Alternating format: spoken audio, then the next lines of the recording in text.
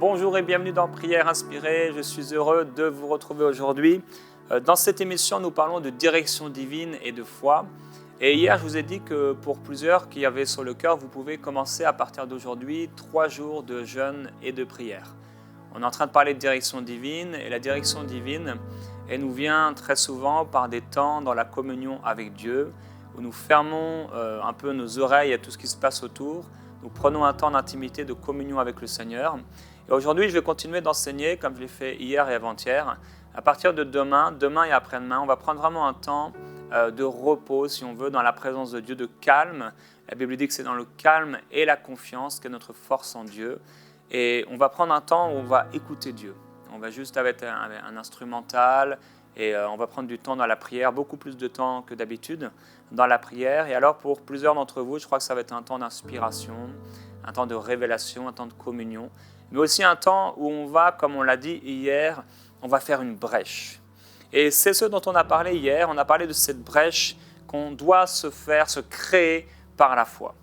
J'ai un témoignage aujourd'hui, une personne qui nous avait écrite et nous avait dit je vous demande la prière pour la guérison de mon fils de 17 mois qui souffre de crise d'épilepsie et qui est hospitalisé depuis hier.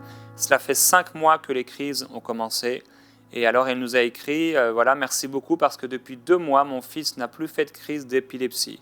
Je rends gloire au Seigneur. Et on est vraiment reconnaissant pour cette guérison.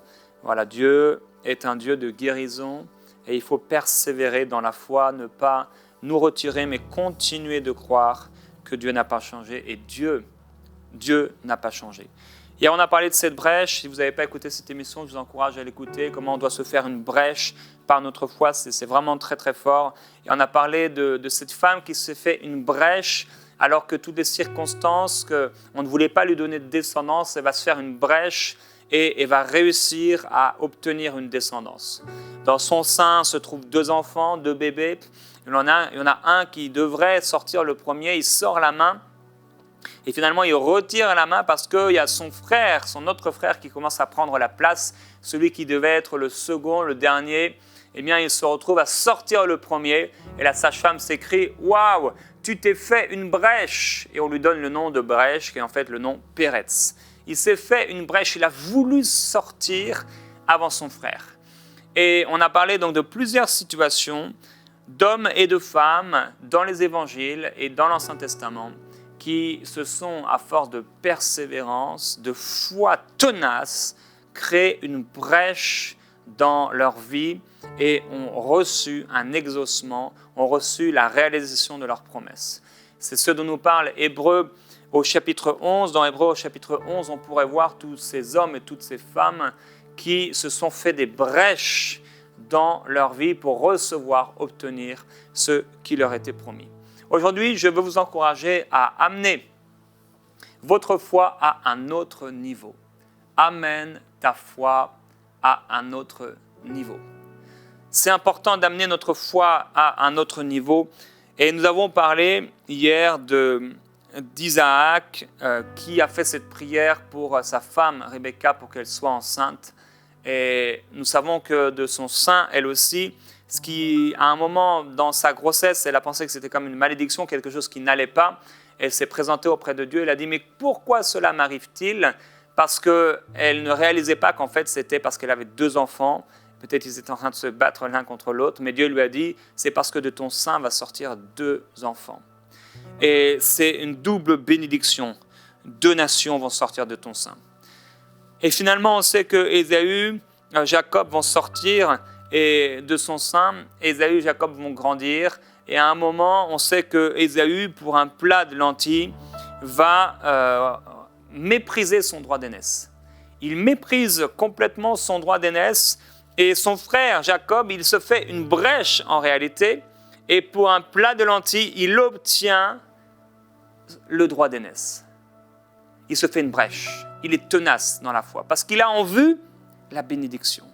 Il refuse de vivre sur la terre comme quelqu'un seulement qui croit en Dieu, mais il veut que ce Dieu soit non seulement le Dieu en qui il croit, mais le Dieu qui le récompense, qui le rémunère. Et c'est la foi que Dieu agrée.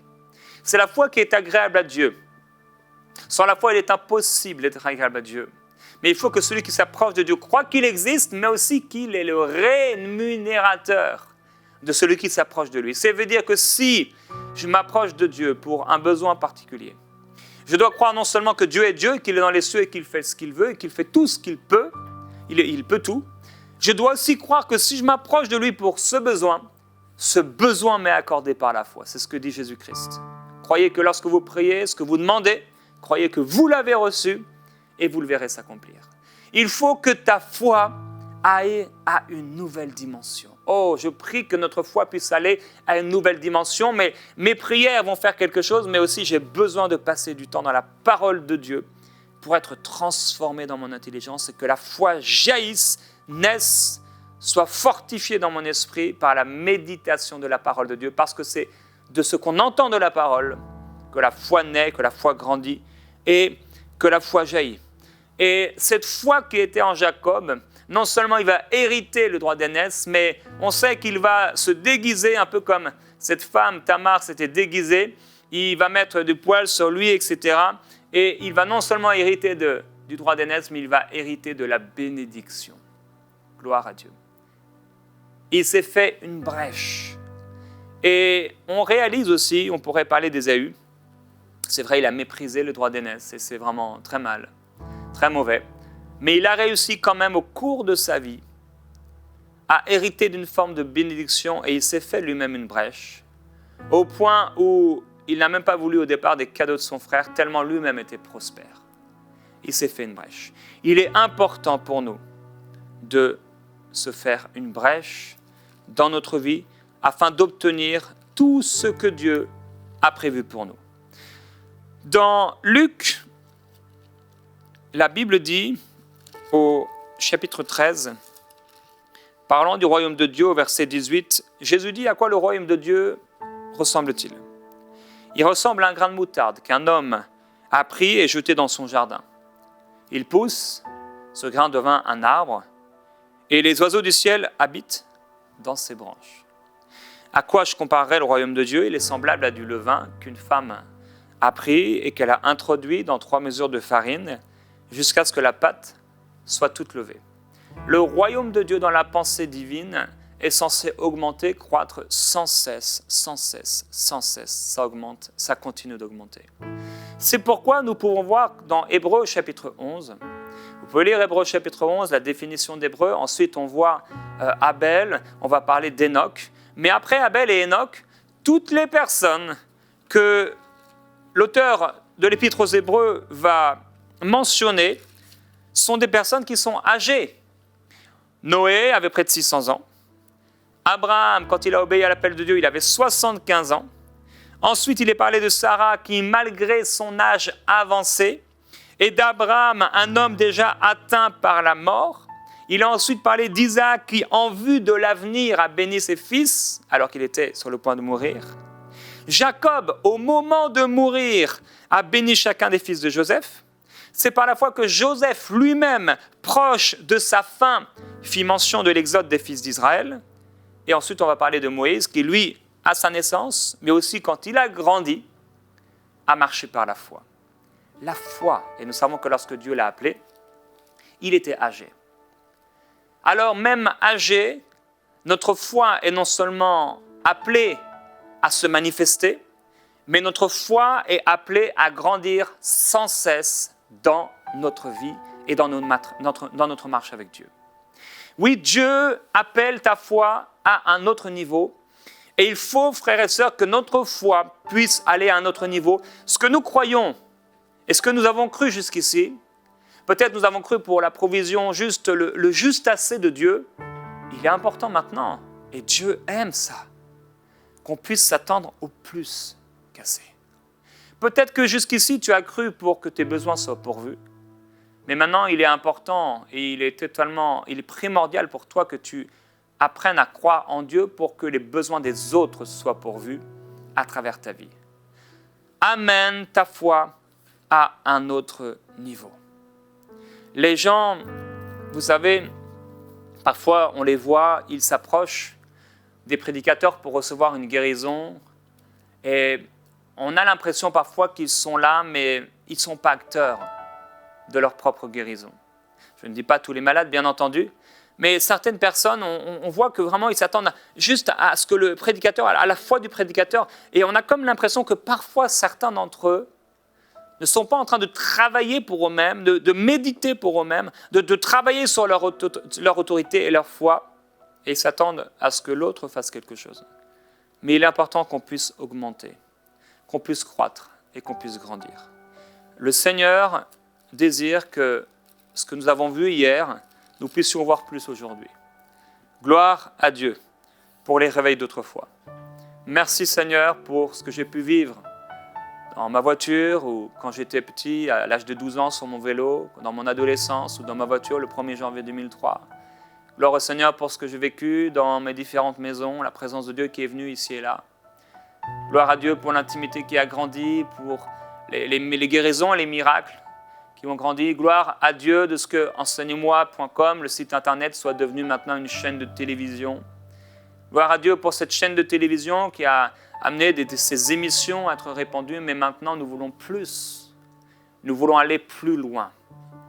Gloire à Dieu pour l'intimité d'aujourd'hui, mais Seigneur, je veux aller plus loin. Merci Seigneur pour ta présence dans ma vie aujourd'hui et pour ce que je connais de l'onction de ta présence, mais j'ai soif de plus. Merci Seigneur pour les dons spirituels, pour les paroles de connaissance que j'ai pu avoir, pour la bénédiction que j'ai pu être pour un frère ou pour une sœur, mais Seigneur, je désire devenir non seulement une bénédiction, mais une source qui jaillit constamment. Seigneur, je veux plus. Ça doit être notre recherche, ça doit être notre désir, vouloir plus. Dans Genèse au chapitre 26, et au verset 12, on a parlé avant-hier de ce peuple qui est un peuple de foi, c'est nous, où on avance sans savoir où on va. On est comme le vent, inspiré par l'Esprit de Dieu, on avance. Et par la foi, nous avançons. Nous ne sommes pas en train d'être dans le statu quo, nous ne sommes pas assis, mais nous avançons, nous marchons par la foi. Isaac, Dieu lui a parlé, il a dit, voilà, je vais te montrer le pays dans lequel tu dois demeurer. Dieu lui parle et Isaac va semer dans ce pays. La Bible dit qu'il récolta cette année le centuple, car l'Éternel le bénit. La Bible dit, cet homme devint riche. Et il alla s'enrichissant de plus en plus au point d'être vraiment fort riche. Oh Seigneur, merci pour la bénédiction d'aujourd'hui. Ce n'est pas cette bénédiction qui fait ma joie, c'est toi qui fais ma joie. Mais merci parce que quand même, ça me réjouit d'avoir mes besoins pourvus. Je suis béni, de pouvoir bénir mes enfants, ma famille. Seigneur, merci. Mais tu peux m'enrichir encore plus. Seigneur, je ne recherche pas l'or et l'argent, mais je recherche à être une source de bénédiction. Seigneur, le Seigneur ne voit pas d'un mauvais œil cela. Seigneur, donne-moi la sagesse et l'intelligence. Plus de sagesse dans ma vie.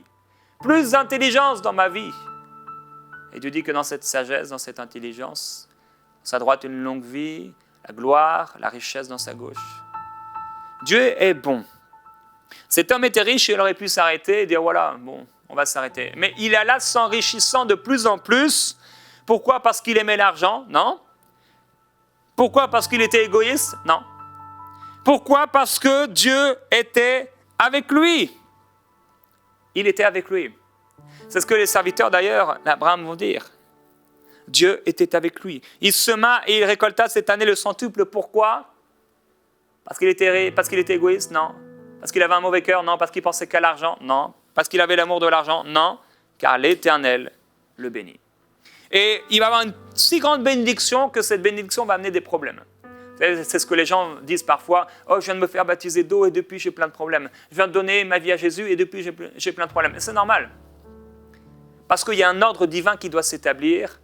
Il y a une foi qui doit se mettre en Dieu dans les divers départements, là où ça boue, là où ça brûle, là où il y a des événements. Il faut que les mauvaises choses soient écartées, que les ronces et que les épines puissent disparaître pour que Dieu puisse mettre devant toi un vert pâturage, une verte prairie. Et alors, Isaac, alors qu'il progresse, alors qu'il est prospère, on commence à lui faire des problèmes. On commence à boucher les puits et on commence à lui dire, mais il faut que tu partes d'ici. À un moment, avant qu'on lui dise ça, non, un peu juste après qu'on lui ait dit ça, va-t'en de chez nous parce que tu es beaucoup plus puissant que nous. La Bible dit que pendant qu'ils vont aller, on va trouver des gens, des bergers, et pendant que les serviteurs d'Isaac vont aller pour prendre ses puits, il y a des bergers qui vont dire « Non, non, non », ils vont dire aux bergers d'Isaac « L'eau est à nous ». Donc, les bergers d'Isaac ont voulu prendre un puits, mais d'autres bergers ont dit « Non, non, non, non, cette eau-là, elle est à nous ». Et alors, ils vont continuer plus loin.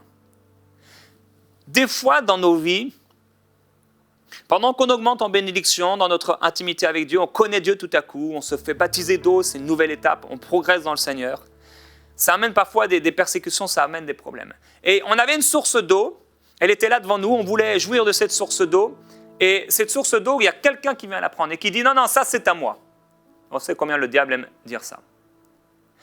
Et on se bat, on dit « Seigneur, cette source d'eau, elle est à moi ». Et il y a des personnes qui, toute leur vie, ils vont rester autour de cette source d'eau, ils s'arrachent la barbe avec les bergers, ils frappent les bergers, etc. Ils sont en train de supplier Dieu et constamment, ils sont fatigués à la fin. Tous les jours, ils sont fatigués et leur vie n'est que fatigue, endurance, c'est difficile. Alors qu'en fait, parfois, ces difficultés qui naissent dans nos vies ne sont là que pour nous dire qu'il y a une bénédiction supérieure. Il y a quelque chose de plus grand. Pourquoi restes-tu, t'entêtes-tu à rester autour de ce petit alors que Dieu t'appelle à plus grand? Des fois, on perd quelque chose, on nous prend quelque chose, des fois, on subit des injustices, et on est là dans nos injustices, on a le cœur abîmé, on est blessé. Seigneur, tu sais ce qu'il m'a fait, tu sais ce qu'il m'a fait. Oh! Et on est là, alors que Dieu nous appelle à quelque chose de plus. Il dit, mais arrête, dans ce petit. Je ne t'ai pas appelé à ce petit. Il y a quelque chose de plus grand. On a parlé de Tamar. Son premier mari, bon, il n'y a pas eu d'enfant. Le deuxième, il n'a pas voulu lui, il se souillait à terre. Le troisième, on n'a pas voulu lui donner, mais elle a dit, non, je vais recevoir une descendance. Son fils se retrouve dans la généalogie de Jésus-Christ. Quelle foi! Quelle foi cette femme elle a eu! Elle a fait quelque chose de fou! Elle a fait quelque chose de fou! Mais elle a reçu sa promesse. Isaac a commencé à être prospère. Il commençait à voir Dieu agir. Oh, merci Seigneur parce que tu commences à agir dans ma vie. Merci Seigneur parce que tu commences à répondre à mes prières. Mais là, voilà qu'il y a la tempête qui commence à arriver. Il y a des difficultés. Et là, on subit des injustices. On nous vole quelque chose. On a pris quelque chose. Et là, on te vole un vêtement, on te vole un peu d'argent, on ne te rend pas l'argent. Et Seigneur, et Seigneur, et Seigneur. Et tu es là pendant des mois et des mois, en train de te battre. Non pas contre un Goliath. Tu es en train de te battre contre une fourmi, contre une sauterelle, pendant que Dieu te donne des fruits beaucoup plus grands. Je me souviens d'un rêve que j'ai fait, où j'étais dans une forêt, il y avait des énormes champignons, gigantesques. Et quand j'étais petit, on allait avec mon père souvent dans les bois, et on allait cueillir les champignons, c'était super, et j'ai fait ça quelques fois avec ma fille. Et dans ce rêve, ces champignons, ils étaient 1,50 m, 1,20 m, ils étaient énormes, et on avait plein. Alors on n'avait pas besoin de les chercher, parce que c'est assez dur. Des fois, ils se cachent derrière les feuilles, vous savez, les champignons, ou dessous les feuilles, on ne les voit pas bien, on est obligé de les chercher, ça aiguise l'œil. Mais là, ils étaient énormes, énormes. Et dans ce rêve-là, il y a quelqu'un qui a écrasé 1 ou 2 champignons, et moi, dans le rêve, je n'étais pas content. Je n'étais pas content après cette personne. Et Seigneur, pourquoi? Pourquoi je suis en train de m'arrêter parce qu'on a écrasé 1 ou 2 champignons? Pourquoi, Seigneur, je suis en train de mettre mes pensées dans le petit truc qui n'a pas bien marché? Dans l'entreprise, tu es là et tu te prends la tête pour un truc. Tu te prends la tête pour une relation qui, parmi plein d'autres relations, et là, il y a un truc qui ne va pas et toi, ça va complètement te prendre la tête. Non, je refuse. Je refuse de m'arrêter à ces petites choses. Pourquoi je vais me prendre la tête à la maison parce qu'on ne fait pas ce que j'ai envie de faire, j'aimerais qu'on éteigne la lumière et il la laisse tout le temps allumée. Pourquoi je vais me prendre la tête alors avec mes enfants parce qu'ils ne font pas exactement tout ce que j'aurais voulu? Non, non, non, non, va plus loin. Va plus loin. Va plus loin, vois plus loin. Regarde pas aux petits trucs que ton enfant ne fait pas aujourd'hui, mais commence à percevoir ce qu'il va devenir demain. Commence à voir ce qu'il va devenir demain. Oh, Jésus-Christ. Jésus-Christ, c'est lui qui prend notre foi et qui l'amène à la perfection. Il amène ta foi à la perfection. Il perfectionne notre foi. Hier, je croyais peut-être pour 500 €. Aujourd'hui, je veux croire pour 5 000. Hier, je croyais peut-être pour 5 000. Aujourd'hui, je veux croire pour 50 000. Hier, peut-être je croyais pour 50 000. Aujourd'hui, je veux croire pour 500 000. Hier, je croyais peut-être pour 500 000. Aujourd'hui, Seigneur, je veux croire pour 1 500 000 euros. Et c'est ce que nous avons vu à MCI TV. Dieu pourvoir à travers vous, à travers nous, pour cet objectif EMCI TV, sortir, être diffusé partout en Afrique, sur Canal+, et ailleurs, sur satellite, en Europe et ailleurs. Gloire à Jésus-Christ. Mais demain, nous aurons besoin de 15 millions d'euros et nous verrons Dieu agir. Notre foi doit augmenter. Notre foi doit aller à un autre niveau. Seigneur, je veux mettre ma foi en action, mon expectative en action. Je veux être comme cet homme qui était là. Il était paralysé autour de cette piscine de Bethesda.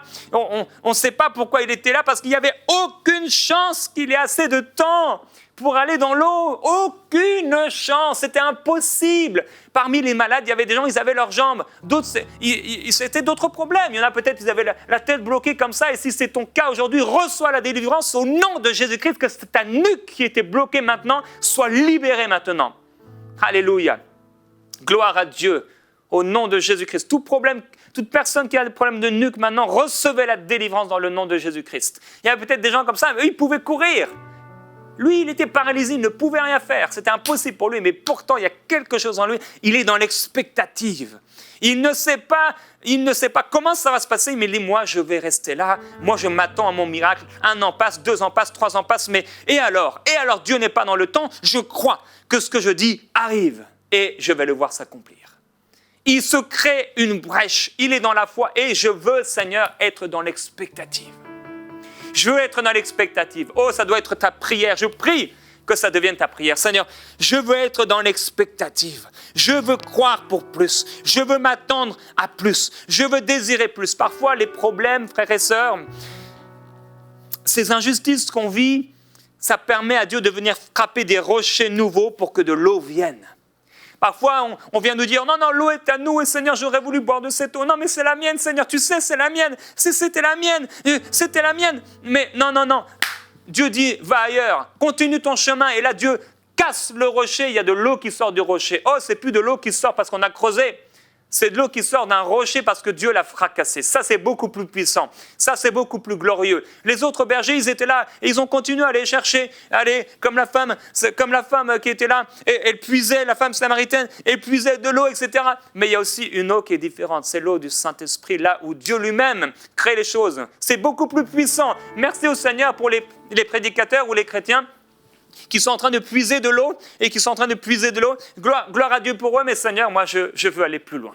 Seigneur, je veux vivre ma vie et je veux que, au lieu de puiser mon eau à force de fatigue, je veux que ça me tombe dessus. Je veux vivre le surnaturel. Je veux vivre ta puissance. Je veux vivre ta gloire. Merci pour ce que j'ai vécu hier. Mais Seigneur, je veux vivre plus aujourd'hui. Merci pour la puissance que j'ai pu aller découvrir. Mais c'était tellement long. Seigneur, il me fallait des heures de prière, des heures de jeûne, de jours de jeûne. Mais Seigneur, je veux que la puissance, ta puissance me tombe dessus. Merci pour ce que j'ai goûté hier. Merci pour le baptême du Saint-Esprit. Mais Seigneur, je veux plus aujourd'hui. Je veux plus aujourd'hui. Je veux entrer dans le surnaturel. Je veux entrer dans la gloire. Seigneur, merci pour ce que j'ai vécu hier, mais je veux une gloire aujourd'hui. Je veux vivre ta gloire. Je veux vivre ta puissance. Je veux vivre dans l'esprit. Je veux commencer à vivre des choses nouvelles, extraordinaires, par ton esprit, être transformé complètement. Je désire ta gloire. Je veux que ma foi ait une nouvelle dimension, que ma foi commence à créer quelque chose qui n'avait jamais été créé jusque-là. Seigneur, je veux que des rêves nouveaux naissent de mon esprit. Il y a des choses auxquelles je ne m'attendais pas du tout. Je ne m'attendais plus à voir une âme être sauvée instantanément. Je ne m'attendais pas à voir une provision divine venir. Je ne m'attendais pas à des rencontres extraordinaires. Je ne m'attendais pas à être touché par toi n'importe où, n'importe quand. Mais maintenant, je veux m'attendre à ça. Maintenant, je veux voir ta gloire tomber sur ma vie, être transformée. Oh Seigneur, ma foi va à un autre niveau. Je veux m'attendre à quelque chose de nouveau auquel je ne m'attendais pas hier. Je veux voir ta puissance. Je veux voir ta gloire. Je veux voir ta gloire me toucher, me transformer complètement, être changé en un autre homme à cause de la foi qui réside en moi. Je veux une nouvelle expectative, vivre quelque chose de nouveau avec toi. Je m'attends à toi. Je veux vivre en toi, pour toi et voir ta puissance se manifester. Père, ta parole est puissante. Je veux voir plus que ce que j'ai vu jusqu'ici. Merci Seigneur pour ces 35 ans de vie. Mais Seigneur, il y en a beaucoup d'autres. Je veux plus. Je désire plus. Je veux que ma foi aille à une nouvelle dimension. Seigneur, merci pour les âmes sauvées jusqu'ici, mais Seigneur, je veux plus. Merci pour mes livres qui ont béni des milliers, mais Seigneur, je veux des millions de vies touchées, transformées, impactées par le ministère que tu me confies, que tu m'as donné. Oh Seigneur, merci pour ma famille qui est bénie, mais Seigneur, je veux une nouvelle bénédiction. Merci pour les gens touchés par le Saint-Esprit jusqu'ici, mais je ne veux plus qu'ils soient touchés seulement. Je ne veux plus qu'ils soient touchés seulement comme on peut rencontrer quelqu'un. Non, je veux qu'ils soient immergés dans l'Esprit. Merci pour ceux qui ont pu, grâce à prière inspirée, Seigneur, toucher un peu au bord de ton vêtement, mais je ne veux plus seulement qu'ils touchent le bord de ton vêtement et qu'ils repartent sans toi. Non, je ne veux pas seulement qu'ils touchent le bord de ton vêtement et qu'ils repartent alors que toi, tu vas dans une autre direction. Je ne veux pas qu'ils partent avec leur miracle, loin de toi pendant que tu continues le chemin. Non, je veux qu'ils s'accrochent à toi. Je veux qu'ils ne deviennent qu'une personne avec toi. Oh, Jésus-Christ, nous voulons vivre en étant un avec toi. Nous ne voulons pas recevoir seulement un miracle et partir à l'opposé de là où tu vas. Nous voulons devenir un avec toi. Nous sommes les serments. Tu es le cep. Si tu es avec nous, qui sera contre nous? Si tu es avec nous, forcément on verra ta gloire. Forcément on verra ta puissance. Forcément on verra le surnaturel. Je refuse de vivre une vie naturelle, Seigneur. Je refuse de vivre une vie naturelle. Je refuse qu'on puisse expliquer ce que je vis. Non, je ne veux pas. Je refuse que tout dans ma vie soit explicable, naturellement parlant.